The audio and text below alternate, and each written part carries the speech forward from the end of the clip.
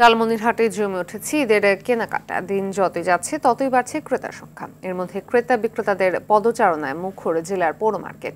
দেশি বিদেশি ও বাহারি নাম দিয়ে ক্রেতাদের আকর্ষণীয় করে পোশাক বিক্রির চেষ্টা করছেন ব্যবসায়ীরা। তবে ফুটপাত সহ সব স্থানে ভিড় করছেন ক্রেতারা। বেলা বাড়ার সঙ্গে সঙ্গে ক্রেতারা মার্কেটে আসতে শুরু করলেও মধ্যরাত পর্যন্ত ভিড় থাকছে।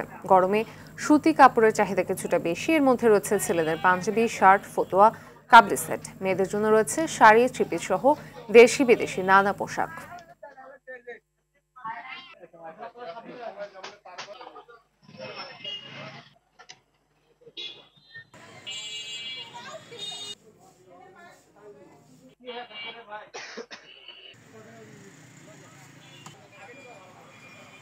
মার্কেটে এসে আমার বাবার জন্য পাঞ্জাবি কিনছি, আমার জামা কিনছি। আমাদের লালমনিরহাটের মার্কেটের কালেকশন অনেক ভালো, নতুন নতুন অনেক ডিজাইনের ড্রেস আসছে, সব কালেকশন ভালো। তবে আমার মনে হচ্ছে যে গতবারের থেকে দামটা একটু বেশি। 100 টাকার স্পঞ্জ থেকে শুরু করে আমরা 1490 টাকা রানিং শু পর্যন্ত দিচ্ছি। তার মধ্যে টি শার্ট, পোলো শার্টও আছে, বিভিন্ন আইটেমের আছে, লেহেঙ্গা, অনেক আইটেমের ভালো ভালো জিনিস আছে আমাদের এখানে।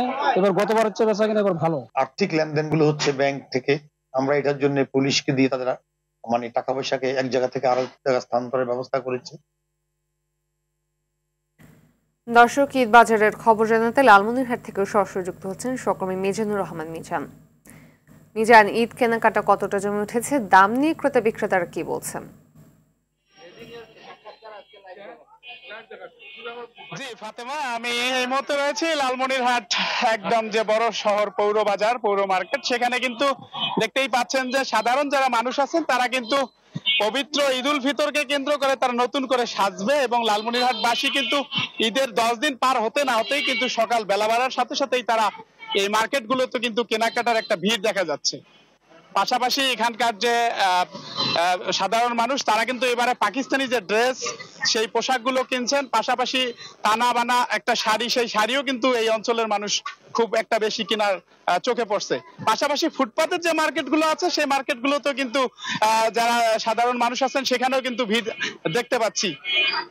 আজকে আমি যে মার্কেটে রয়েছি, এই মার্কেট কিন্তু শুক্রবার ছুটির দিন হওয়ার কারণে সাধারণ মানুষ অন্যান্য দিনের তুলনায় আজকে কিন্তু আরেকটু বেশি জমজমাট হয়ে উঠছে।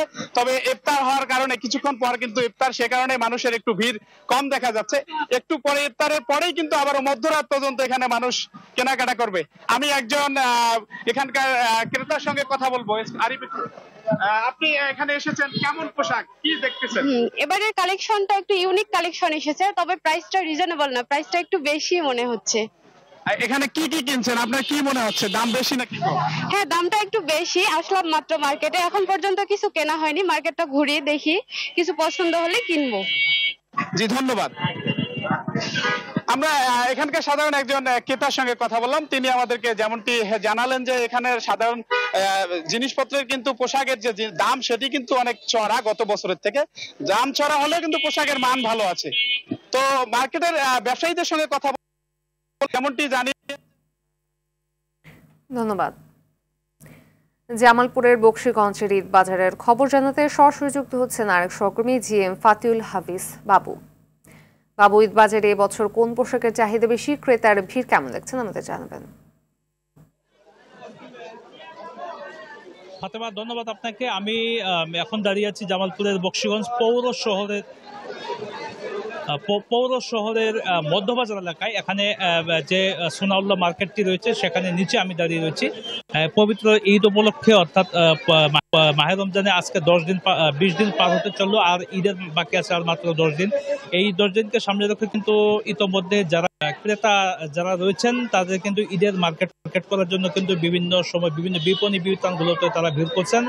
ইতোমধ্যে কিন্তু বকশীগঞ্জের যে মার্কেটগুলো রয়েছে, যে খোলা বাজার থেকে শুরু করে যে পৌর মার্কেট শুরু করে যেসব মার্কেটগুলো রয়েছে সেই মার্কেটগুলোতে কিন্তু জমজমাট বেচা কেনা শুরু হয়েছে।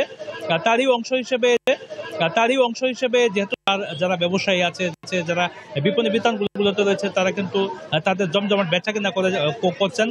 পাশাপাশি যারা এখানে ক্রেতা রয়েছেন তারা তাদের সাধ্যের মতো করে কিন্তু এই পৌর এলাকার যে মার্কেটগুলো আছে তারা কিন্তু সকাল থেকে সন্ধ্যা পর্যন্ত তারা এখানে আসছেন, বাজারগুলোতে আসছেন, এবং তাদের যে সাধ্যের মতো কিন্তু তারা তাদের যে চাহিদা মতো যে পণ্যগুলো আছে, যে কাপড়গুলো আছে তারা পছন্দ করছেন এবং সেগুলো।